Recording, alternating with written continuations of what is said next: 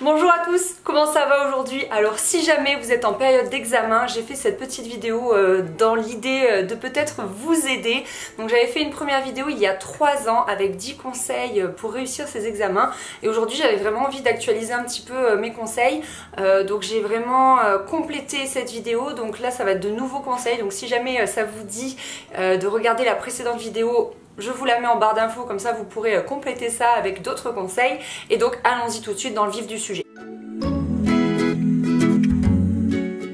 Première étape, franchement, c'est pas évident, mais essayez au maximum d'être positif et d'avoir la gagne.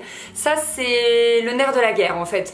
En gros, si vous y allez déjà perdant, clairement ça va pas marcher. Vos révisions, vous allez les subir à mort. Enfin, ça va être très compliqué pour vous. Il faut savoir que des examens, c'est pas non plus la fin du monde. Tout le monde est passé par là, on est obligé d'en passer par là. Ça a quelque chose aussi de gratifiant de réussir ces examens, dans le sens où c'est normal qu'il y ait une sélection.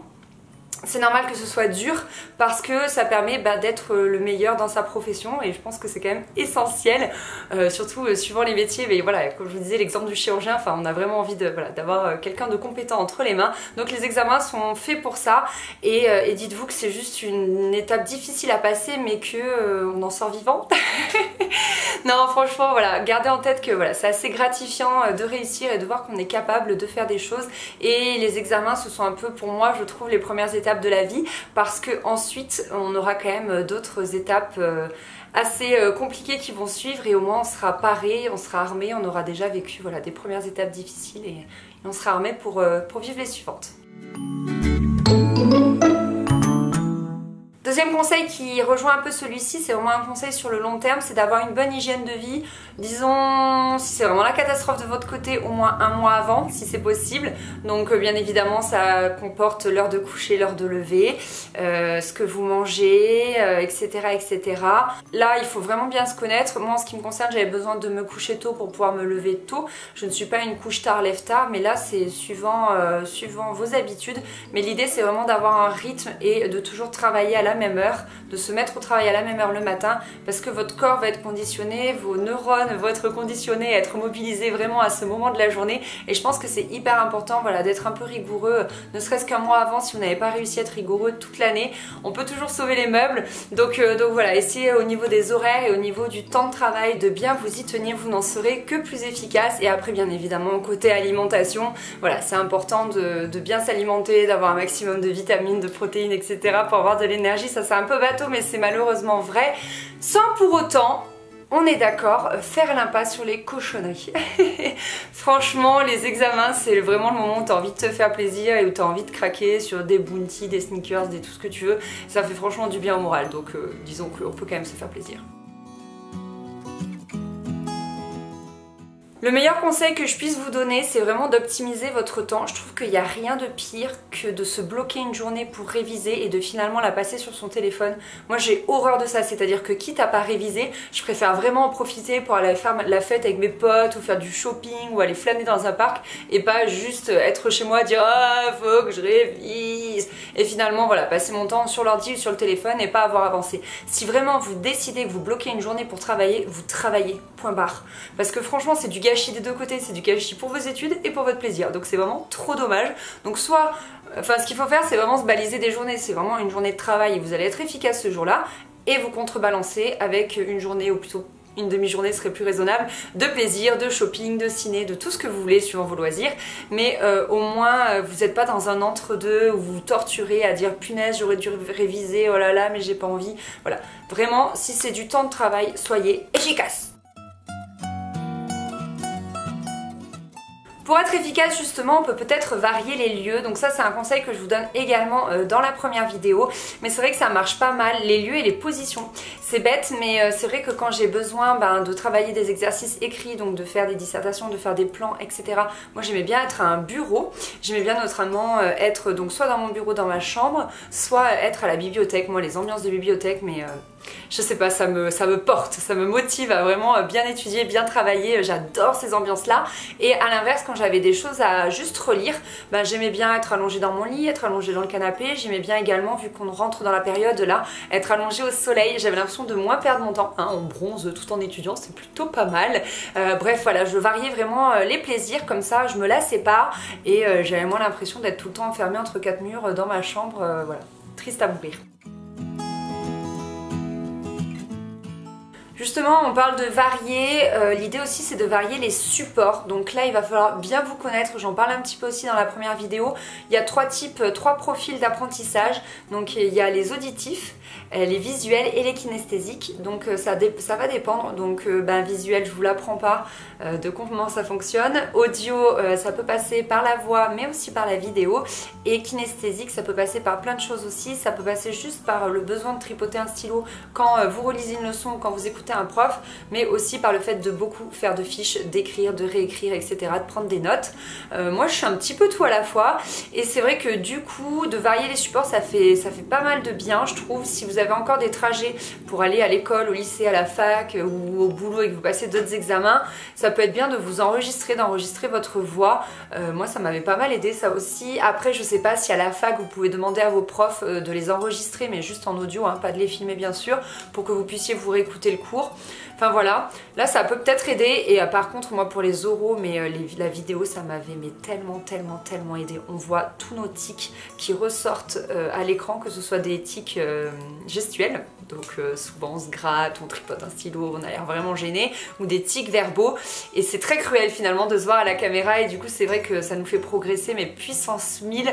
Moi je m'étais fait également filmer par des profs à l'UFM et du coup j'avais pu voir ma pratique en classe et ça aussi c'est très cruel et c'est vrai que ça fait grandir tout d'un coup et on se rend compte tout d'un coup de tous nos défauts. Et c'est pareil, moi quand je fais des vidéos pour YouTube je vois et j'entends tous mes défauts verbaux et gestuels, c'est affreux mais c'est comme ça, il n'y a que comme ça qu'on progresse. Justement, autre conseil, si vous êtes visuel, ça peut être bien de varier au niveau des couleurs. Donc moi j'y allais force de feutre fluo et allez, je fluotais. Déjà ça vous permet vraiment de relever les informations à retenir, ça vous permet, ça accroche l'œil et puis ça vous permet aussi de hiérarchiser les choses à savoir. Moi souvent je fonctionnais, je crois que je faisais rouge, bleu, jaune. Rouge c'était vraiment les infos ultra importantes et puis c'est aussi, ça permet finalement de mettre de la vie dans vos cours et je trouve que c'est quand même bien moins triste. Dernier conseil à faire chez soi à la maison, c'est de relire avant de dormir. Ça fonctionne mais à tout âge. Franchement, c'est incroyable. Moi, je trouve ça vraiment magique. Pour quelqu'un comme moi qui a quand même du mal à faire fonctionner sa mémoire, qui a du mal à apprendre par cœur les choses, de les lire et relire avant d'aller me coucher, ça a toujours fonctionné et c'est un des meilleurs conseils que je puisse donner à quiconque parce que je vous jure que ça fonctionne. Donc testez et vous verrez. Allez, on s'approche de la date fatidique et de l'heure fatidique. Autre conseil, c'est quand même de bien choisir sa tenue. Donc si ce sont des écrits, moi vraiment je partais sur du ultra basique. Donc c'était un pantalon dans lequel j'étais la plus confortable possible, un pauvre t-shirt, un gilet au cas où il y a des courants d'air, au cas où on a froid, une écharpe et puis basta. Je cherchais pas à faire de fioritures, surtout aucun bijou parce que les trucs qui bougent et tout, c'était le genre de truc qui avait tendance à me déconcentrer. Je m'attachais les cheveux, pouf, et allez, en avant, c'était parti pour 4 heures d'écrit. À l'inverse, à l'oral, on soigne un tout petit peu plus sa tenue. J'étais également partie sur 0 bijoux parce que les bagues, moi, c'est quelque chose que j'ai tendance à tripoter quand je parle, vous savez, comme ça. Donc du coup, c'est dérangeant. J'avais juste ma montre, des boucles d'oreilles très... disons très fines et très petites qui ne risquaient pas de faire du bruit à chacun de mes mouvements de tête. Je m'attachais les cheveux également soit en demi-queue pour avoir un peu de cheveux lâches, soit une queue de cheval parce que ça m'évitait pareil de faire des choses comme ça, qui est un peu dérangeant à l'oral au final. Et après au niveau de ma tenue, pareil, je partais quand même sur un truc simple. En fait l'idée, au niveau de votre tenue vestimentaire, c'est de porter quelque chose dans lequel vous êtes à l'aise. Si vous arrivez ultra guindé, petite chemise, petit pantalon de tailleur et que vous êtes hyper mal à l'aise, ne serait-ce que pour vous mouvoir jusqu'à la chaise, ça va se voir, le jury va le ressentir et ça va pas aller du tout. Moi j'avais acheté juste un petit chemisier tout mignon, tout à fait portable en d'autres occasions et je crois que je l'avais mis avec un jean noir et c'était nickel, petite ballerine et puis voilà, je m'étais pas pointée en talons hauts. Après si vous avez l'habitude de porter des talons hauts, bah justement ça va être, voilà, vous portez ça parce que ce sont vos habitudes, mais voilà, essayez de ne pas être trop éloigné de vos habitudes parce que sinon ça va se sentir et vous n'allez pas être vous-même. Un jury est là vraiment pour évaluer votre motivation, votre envie, votre curiosité, votre savoir. Donc c'est surtout une attitude plus qu'un vêtement, même si c'est quand même important de soigner ça parce que ça reste une image extérieure qui est jugée et qui est importante.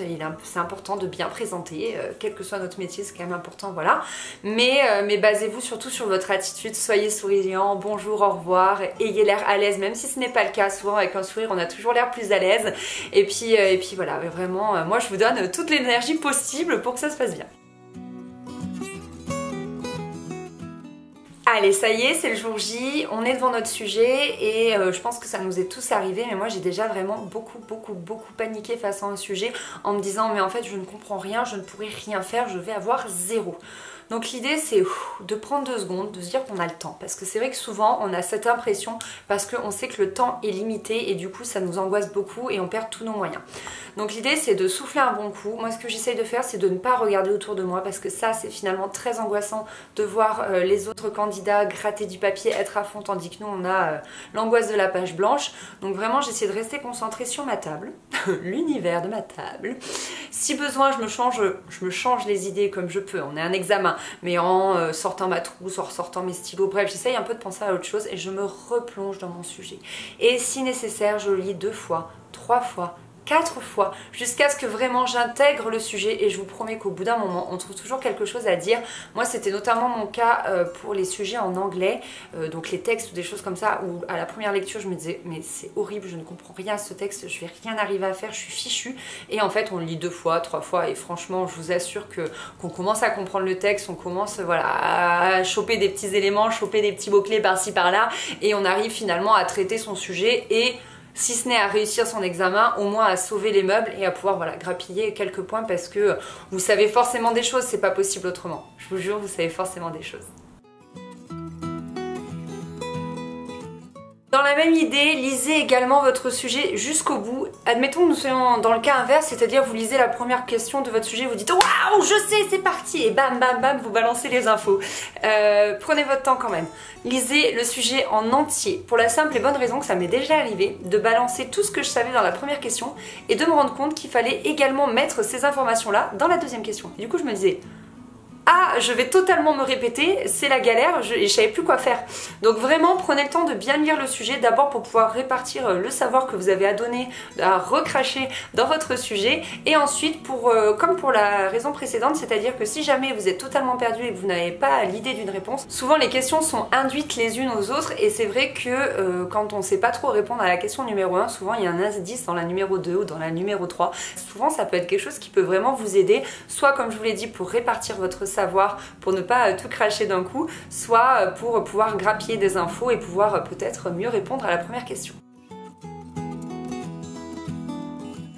Dernier conseil qui n'en est pas un, c'est que j'ai vraiment envie de vous donner toute mon énergie et toute ma positivité que j'ai et que je pourrais vous transmettre. Vraiment, allez-y au maximum, donnez-vous les moyens. Je vous promets, ça va bien se passer. Enfin, moi, je garde finalement un très bon souvenir de mes examens. C'était certes très stressant, ça c'est clair. Moi, j'en mangeais pas, j'avais la boule au ventre, c'était affreux. Mais en même temps, c'est, ouais, je sais pas, c'est gratifiant. On en sort grandi, on apprend des choses sur soi-même, sur comment on fonctionne, sur comment on gère les choses, etc. Et je vous assure qu'au cours d'une vie, des situations stressantes, on en aura d'autres. Et au moins, grâce aux examens, finalement, on est un petit peu préparé. Et je trouve que c'est quand même une chouette école de la vie, les examens, pour pouvoir se connaître et pour pouvoir un petit peu voilà, grandir et apprendre et progresser.